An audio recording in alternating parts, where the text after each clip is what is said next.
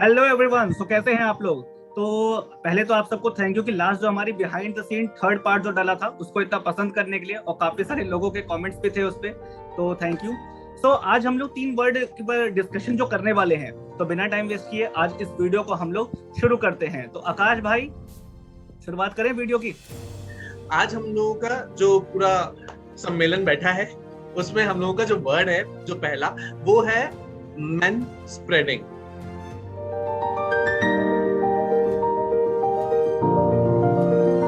Okay right, अब ये होता क्या है, चलो मैं थोड़ा सा ना एक एग्जांपल लेकर समझाता हूँ।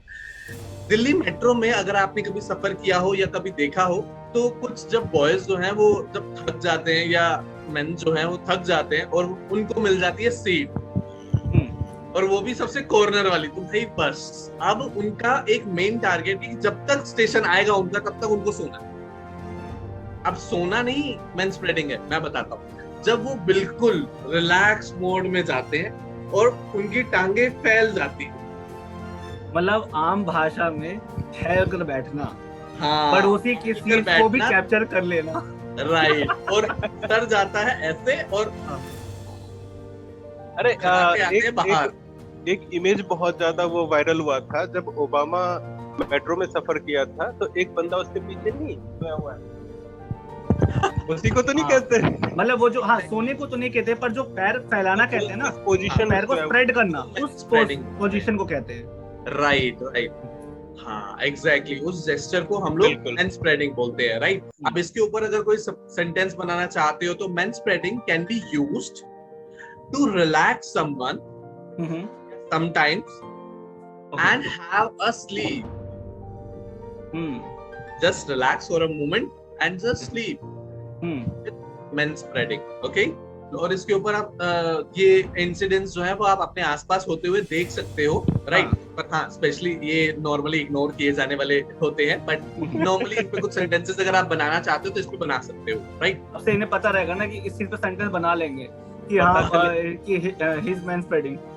पता चले कि मेट्रो में जा रहे हैं और हमारा वीडियो किसी ने देख लिया और दो दोस्त बात कर रहे हैं, ये देखो देखो यही है, यही इसी इसी पोस्टर को कहते हैं। वो भी बंदा कंफ्यूज, बोल क्या रहा है, क्या हो गया?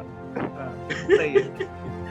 यस, तो इस तरीके का हम लोग बोल सकते हैं। तो हमने मैन स्प्रेड पे तो थोड़ा सा हमने स्टडी किया, इसके बारे में हमने सीखा, तो अब चलते हैं दूसरे वर्ड पे, और वो हमें बताएंगे मिस्टर नितेश।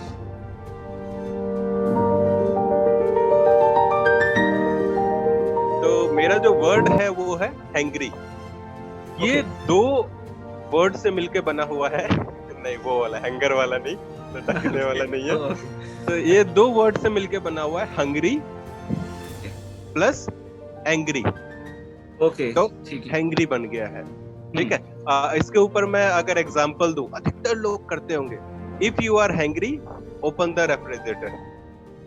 अरे यार बहुत भूख लगी है, जाके खोल लिया, ओके, है ना? तो अच्छा नितेश, तो आपने जो बोला कि ये जो वर्ड हैंग्री जो वर्ड है वो हंग्री प्लस एंग्री से बना है बिल्कुल, मतलब कि भूख भी लगी है और गुस्सा भी आ रहा है, और गुस्सा भी आ रहा है ना? तो इसको अगर मैं एक वर्ड में बोलूं तो जैसे कई बार होता है मेरे साथ, तो ऐसा खास करके होता है कि मतलब मेरे पास एक सिचुएशन है। एक बार क्या हुआ था कि हम लोग जनकपुरी से आ रहे थे और मेरे को बहुत तेज भूख लगी हुई थी, मतलब इतनी ज्यादा भूख लग गई थी कि वो थोड़ा सा चिड़चिड़ापन हो जाता ना वैसे सिचुएशन में, तो उसी सिचुएशन को ही तो हैंग्री कहेंगे ना?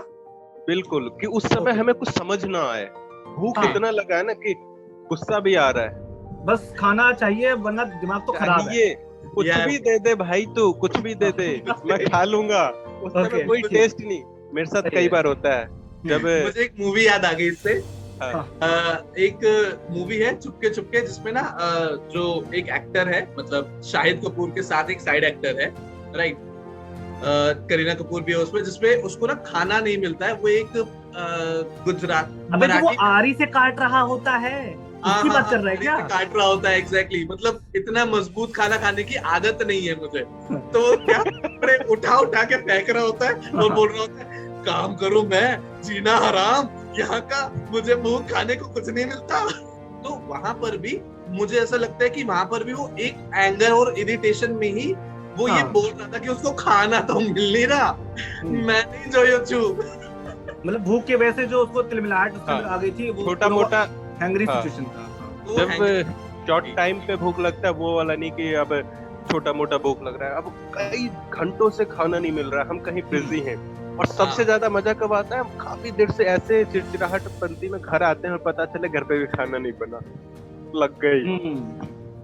तो इस ऐसे सिचुएशन में हम हैंग्री का यूज कर सकते हैं। ओके, तो अच्छा, हालांकि जो मैंने अपनी सिचुएशन बताई थी ना कि जब हम जनकपुरी से आ रहे थे, तो उस सिचुएशन के लिए भी एक सेंटेंस भी बना देता हूँ कि जैसे कि हम अगर बोल सकता था ना कि आई एम सो हैंग्री, है ना, so please don't tell me any complaints at this time. कई बार क्या होता है ना कि हम उस मूड में होते हैं कि भूख लगी हुई है और बहुत फ्रस्ट्रेट है, और फिर भी लोग उस समय आकाश कुछ लोग सवाल पूछ रहे थे या कंप्लेन कर रहे थे मुझसे कि यार वो ऐसा कर रहा है, उसने ऐसा कर रहा है, तो भैया ऐसे वक्त पे मेरे को प्लीज रहम करो, तो बंद कर, अकेला छोड़ दे हमें।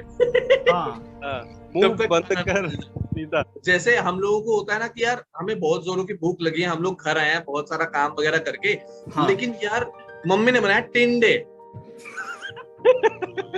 पालक भी कई बार ऐसा ही होता है ये यार। तो अब और सीमा ही नहीं है, तो अब मैं क्या बोल सकता हूँ उस पर्सन के लिए जिसको ऐसा कुछ मिला है, he gets angry when he didn't or he don't find anything for his taste या as per his taste। बिल्कुल सही है, उसके टेस्ट के हिसाब से मिला ही नहीं, कुछ भी दे दो भैया, उसमें कुछ भी खा लेंगे। गुस्से में, और वो बहुत गुस्से में आ गया उस वजह से, गुस्सा भी हो गया कि यार घर आया था एक उम्मीद से, यहाँ भी टिंडे ही मिल रहे हैं। चलो ठीक है, कई बार मेरे साथ होता है ऐसा। सही है। अच्छा, तो हम सब के हम सबके साथ जो वीडियो देख रहे हैं उनमें उनकी आप लोग के साथ भी अगर होता होगा ना, तो प्लीज कमेंट सेक्शन में जरूर डालना, मैं बताना जरूर। तो अब हम लोग चलते हैं थर्ड वर्ड पे, है ना। हैंग्री भी हमारे पास हो गया और मैंस्प्रेड भी हो गया, तो अब आते हैं फिट्सपिरेशन पे।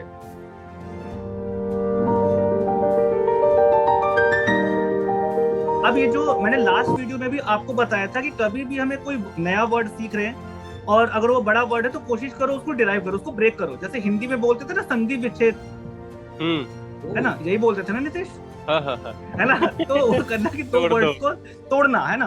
तो उसमें इसी तरह से ना आप इंग्लिश में क्या करो, जैसे फिट्सपिरेशन जो मैंने आपको वर्ड बोला, इसको क्या करना है, फिट प्लस इंस्पिरेशन से ये बनाया। तो फिट तो समझ में आ गया, फिटनेस मतलब हम जो हेल्दी हैं उसको कह रहे हैं। अब ये इंस्पिरेशन क्या होता है, हम प्रेरणा ले रहे हैं किसी से, तो ये आपको नहीं वो लड़की वाली प्रेरणा नहीं, ये हम इंस्पिरेशन जो लेते हैं ना वो। ओके, मुझे लगा काजी ने दे दिया। हाँ, तो ये फिट प्लस इंस्पिरेशन हुआ। तो इसका मतलब क्या हुआ कि a person or thing that serves as motivation for someone to sustain or improve health and fitness. मतलब कोई भी एक जो पर्सन है ना, जो अब हेल्दी है ऑब्वियसली, वो फिट है, तो वो कई लोगों के लिए इंस्पिरेशन बन गया है। किस चीज में, ताकि उसको देख करके हम लोग अपनी फिटनेस पे या तो काम करें या अपनी फिटनेस को मेंटेन रखें, राइट।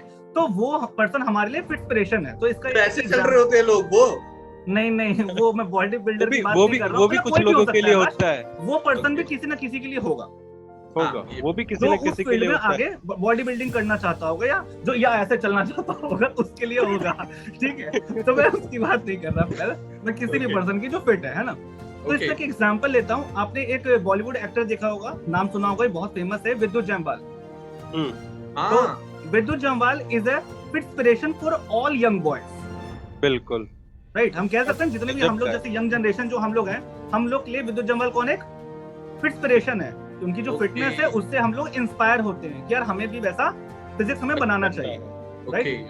अच्छा, इसमें मैं एक और एग्जांपल लेता हूँ कि कई बार आपने नोटिस किया होगा कि ऐसी बहुत सारी वेबसाइट्स हैं या एप्लीकेशंस हैं या टीवी टेलीविजन पे कई बार थ्रू एडवर्टीजमेंट हमें किसी न किसी को सामने लाया जाता है कि उससे इंस्पायर होकर हम कुछ प्रोडक्ट को बाय करें।